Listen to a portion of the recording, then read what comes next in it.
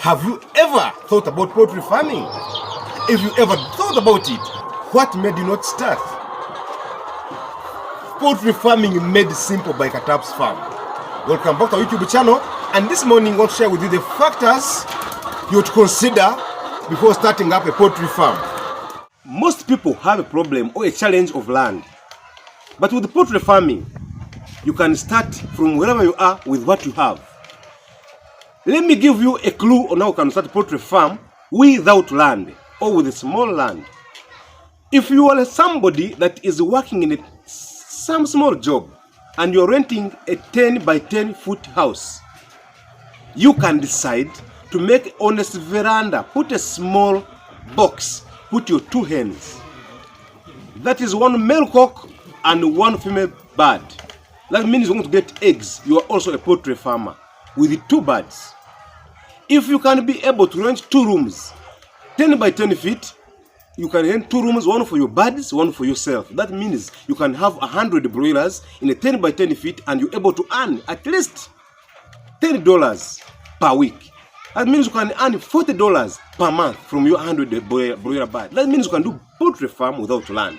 Now, if you have a small land, what do you need? Build a small structure, no matter the size of the land. Let us talk of 50 by 50 feet plot. That means 28 decimal plot can do a poultry farm. What do I mean? Start with a small structure, few birds, and you grow gradually. The small plot with 100 birds, with 200 birds can buy you another land. Keep expanding. If you don't have land, it is possible you can do poultry farm. You can lease out land. Consider having a farm that belongs to someone, because you lease it out for 5 years, 10 years, 20 years. Well, leasing is also normal. It's normal. Don't ever cry that I don't have land. My dad has no land, so I'm not able to get land. You didn't inherit anybody's land. That means you can get yourself out of that kind of laziness. Lease out land. Take an example. You lease out land for 5 years. You do broiler birds for 1 year. You start with 100 birds. Let us talk of somebody with some bit of capital. 100 birds. You harvest broilers every month. Consider having an output of your farm every 8 months. That means in 1 year, you sell your broilers 8 times. 100 birds, we said you can earn $80 times 8. Yeah, that this is about $640 in a year. That is how much, considering your own currency of your own country. That is in a 50 by 50 plot of land, or maybe on a leased land, or maybe in a rented house or rented apartment. Don't fear to start. At Katap's Farm, we say everything is possible. Start with what you have. Start with what you have. Start with what you have. I said it how many times? 3 times. Don't dare fear to start. Poultry farming does not want small-hearted people or doesn't want people who rush in life. If you do a poultry farm, first make a clear decision. Make a plan, and the factors that go along with the plan must be considered. If you are to do a business plan for your farm, you must get an expert person. If you know that you can do it yourself, well and good. But if you can't, get an expert. Make sure a business plan. That means the business plan of your farm will guide you through the end of your farm. A wrong business plan will give you a wrong output. Now, what does the business plan entail for a poultry farm? Make a description of the farm you want. As we shared, we said that you can do either broilers, you can do layers, you can do sasso, you can do geese, you can do turkey, you can do ornamental birds. But now the description of your birds must be involved in your business plan. That is, if you want to do 10 birds, make a small description. You say 10 birds will give me this in the future. If you want to do 100 layers, what do you want from 100 layers? The description will include how will eggs be sold? Will I need a hatchery? Will I need to just sell eggs? Will I need to have a point of collection for my eggs? That's a description. Now, in that description, you need to have also details of the future of your farm. If the farm is to be located maybe in a town setup, what is the future of your farm? If the town setup gets a lot of market, are you able to expand? If the farm is in a village setup, you also have to consider the future. Are you to do hatchery there? Are you to do free range? Are you to do zero grazing? So that means a business plan is key if you're to do a poultry farm.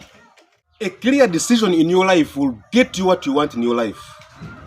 Never look at your neighbor and you say, I want to be like my neighbor. Be what you want, deep inside your heart. If you're to do poultry farming, make a right choice. Personally, I chose layer birds. I do somehow broilers, somehow local, but I chose layer birds. I know what I want. You too know what you want. You too can do what you want. A layer bird, in my previous video that I'll put in the description, I showed you how much a layer bird can give you just one single bird. Then we calculated up to 500 birds. That is why I fell in love with the layers. The choice of the birds you decide to take gives you the future plan, the future output of your life. I wouldn't wish anybody to start what he doesn't love. You do broilers, you didn't consider your area, maybe there's no market. You do layers, maybe there's no market. But when you choose the right choice of your birds, the means you've considered, is there market? Is it my passion? Can I manage? Yes, there you're good to go. The choice you make, I insist, makes you what you want in a poultry farm. Poultry farming is not for the weak-hearted. Expect anything ahead. That means you're able to take up the risk. The risk chosen, the risk taken is the choice handled by the owner. I have had a poultry farm for 8 years. For the last 8 years, I've been poultry farming and majoring in layer birds. I did some of broilers and I stopped a little bit. The reason is why I didn't have market around. But this time, the layer birds, when you consider the area you live in, like me, I live in a town setup. So basically, you know the market for eggs will never go away. Whether the population is poor, they can afford an egg. You know, an egg in Uganda costs averagely 500 shillings. So a person who cannot afford the hen or eat a bird in their home of 20,000, 15,000 can afford an egg. Imagine somebody coming, picking just one or two eggs, getting some dodo, or maybe some greens, mixing in, and then the children eat. Just get posho, 2 eggs, a small band of dodo, skuma wiki, and then the children eat. You know, Uganda has the brand of a Rolex. Chapati adding on an egg. That means and the eggs will have a lot of market.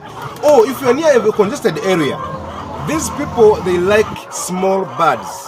Those birds of 4 weeks, 5 weeks. At least a piece of chicken will go for 3,000 Ugandan shillings. That means broiler birds will work for you, for those takeaway chicken. Highway road chicken sellers, highway road chicken roasters, they always like those small birds. We consider, where will you get the human resource? If you are to be a small-scale farmer, make your own research. That means become your own mentor, become your own worker, become your own CEO. So that means you have to learn more than you know. If I see that you started a farm because of me, that's my happiness. Start with 2 birds, I said, on a rental house. Start with 100 birds on 50 by 50 plot. Start with 100 birds on a rented apartment. Start with 1,000 birds on a leased land. Start with 100 birds on your own father's land. When you start, the happiness of my life begins to flourish because the impact of my words have been seen. Together we can. Let's grow from grass to grace, from zero to another next level. See you next time in next video. Please, if you're new on this channel, subscribe. If you have been watching our videos, then share. No problem. Share, like, call your neighbor, show the video so that we want to motivate each one individually. Thank you so much.